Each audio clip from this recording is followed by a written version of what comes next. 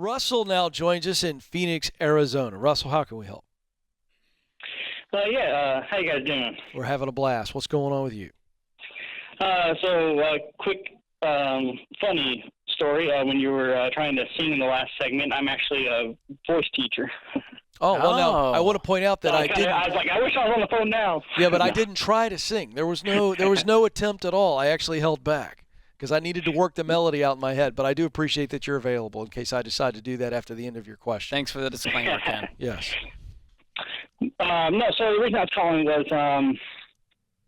so I'm just starting my journey on the baby steps, and because I've been listening to the show for a few weeks, and finally, got on the website and said, it's time to do this. So at this point, I'm on my base step 1 with the emergency fund, and I got the every dollar app to start creating my budget, which I've never done before with my wife and I, so I can be pretty new.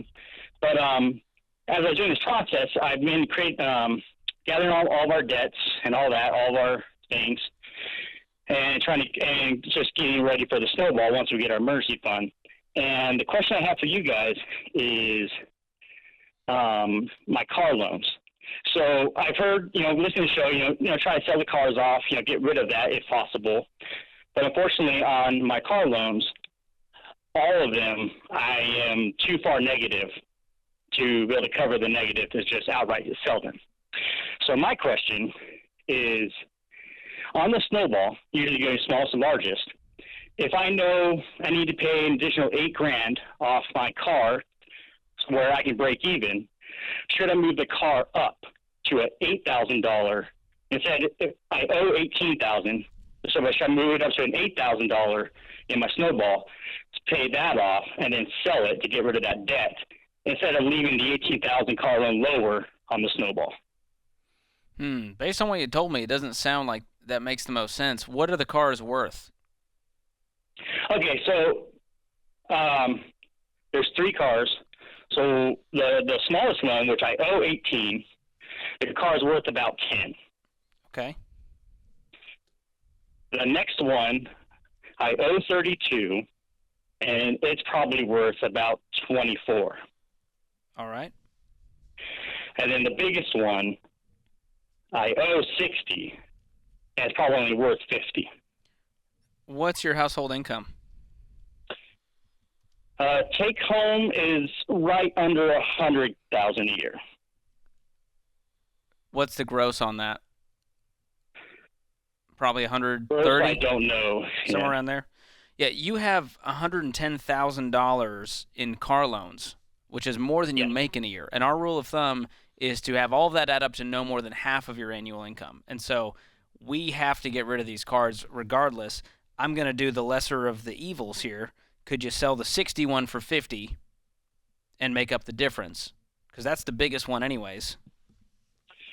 I don't have the 10,000. I don't have the negative to cover at this point, no. So the only time we tell people it's okay to go get, a loan from a credit union, your local bank, is when they're underwater on a car like this. Now, I don't want you to go rack up another $30,000 in personal loans and just move the debt around. But if we can get rid of these cars and then have a much smaller loan to face, I'm okay with that. That was my thinking as well. I just wanted to kind of confirm if that should be a good option to go that route. The question is, how are you this far underwater with a car market like we have right now? Bad impulsive decisions on my wife and my decisions. Like that newest one, that 60,000 car loan, we just got that probably a few months back before I started listening to the Ramsey show. And in a few months, it's already depreciated that much? Huh? It's already depreciated that much in a few months? Well, yeah, they marked it up pretty. I didn't realize how much they marked it up, so I wasn't feeling enough on what they were doing. Yeah. And why do you guys need 3 cars? Do you have 3 drivers? We did. No, again, with the 3-car thing, bad decision. My wife was impulsive on wanting a 3rd car because she wanted to put a bunch of miles on her car, and she regrets it now. But yeah, she got in the idea she could afford a small payment and not put so many miles on her car since she drives so far to work. So unfortunately, we have 3 cars. Okay. What other debt do you have?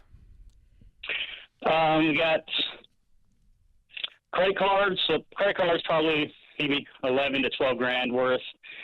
And then student loans, it's about 18,000, and then a solar loan for 40,000. Oh, boy. Okay.